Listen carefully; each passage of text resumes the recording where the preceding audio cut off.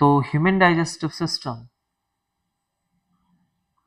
Human digestive system, जैसा कि हमने बताया था आपको लास्ट क्लास में कि जो ह्यूमन बींग्स हैं उनका डाइजेस्टिव सिस्टम या फिर टाइप ऑफ न्यूट्रिशन कैसा है, होलोजोइक है।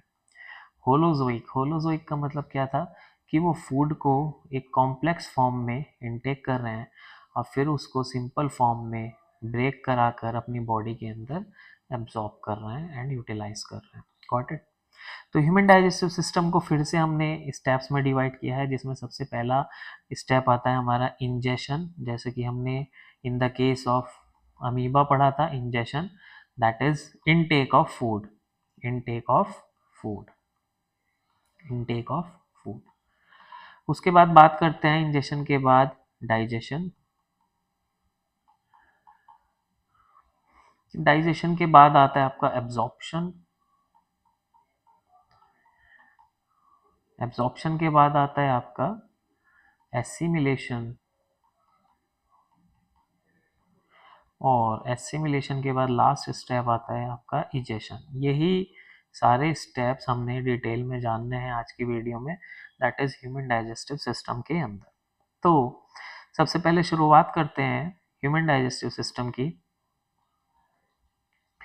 तो ह्यूमन डाइजेस्टिव सिस्टम की अगर हम बात कर रहे हैं तो पहले हम देख लेते हैं डायग्राम में कि ह्यूमन डाइजेस्टिव सिस्टम कैसा दिखता है हमें और उसके अंदर क्या क्या चीज़ें होती हैं। वो हमारे लिए पहले ज़रूरी है जानना, जिससे कि हम आगे आराम से उसको स्टडी कर पाए। Got it. तो सबसे पहले आप यहाँ पर डायग्राम देख रहे हैं ह्यूमन डाइजेस्टिव सिस्टम का। इसमें आप देख रहे हैं कुछ चीज़ें जो मैं आपको एक एक करके बताता हूँ। ये सबसे ऊपर यहाँ पर जो दिख रहे हैं आपको, these are the salivary glands present in our mouth. ये ओपनिंग जो है इसको हम माउथ बोलते हैं। उसके बाद ये जो फूड पाइप है इसका दूसरा नाम ईसोफेगस है। यहाँ पर स्टमक दिख रहा है आपको, ये लीवर दिख रहा है, यहाँ पर एक छोटा सा ऑर्गन दिख रहा है leaf like structure, that is pancreas. ये वाला रीजन जितना भी है ये सब आपका लार्ज इंटेस्टाइन होता है, और ये जो अंदर क्वाइल्ड मल्टीपल क्वाइल्ड लेयर है इसको हम बोलते हैं स्मॉल इंटेस्टाइन। ठीक है।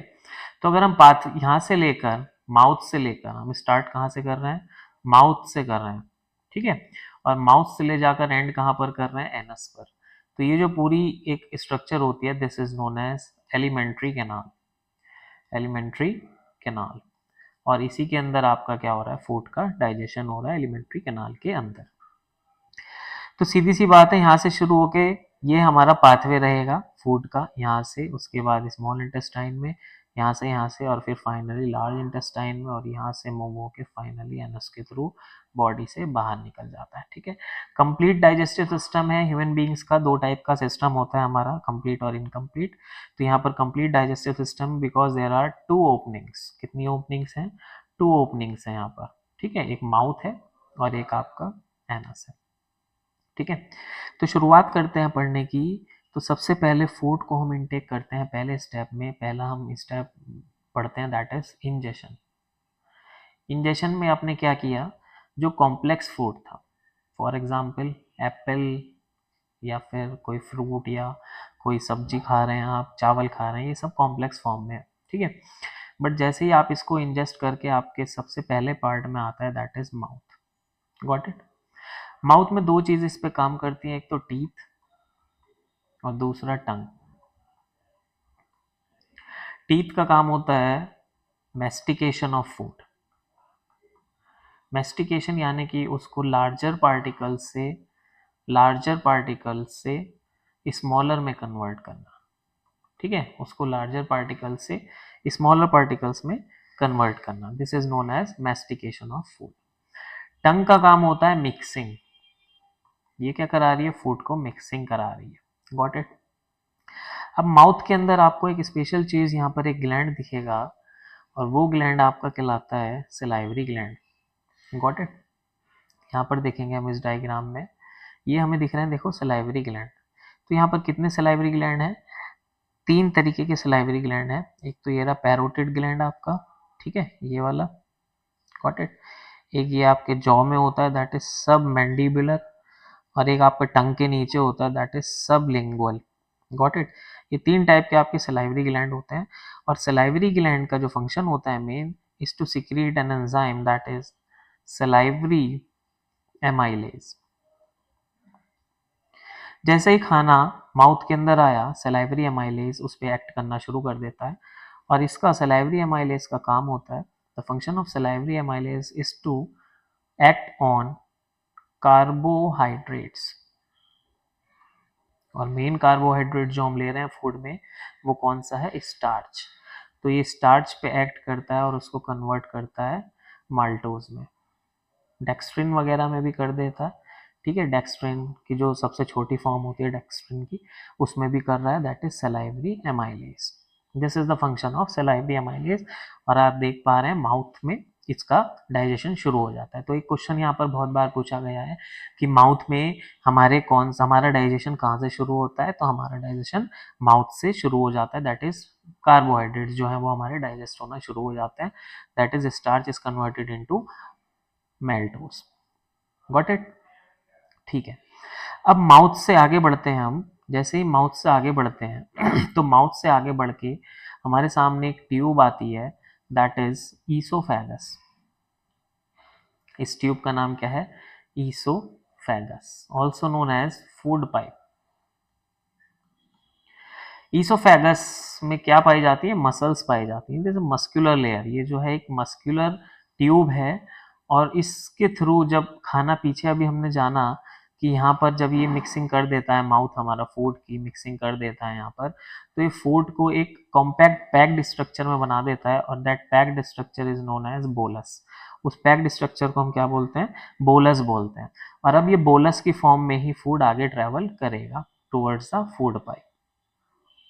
तो यहाँ पर हमारा फूड जो है वो एक बॉल लाइक स्ट्रक्चर, बोलस की फॉर्म में ट्रैवल कर रहा है।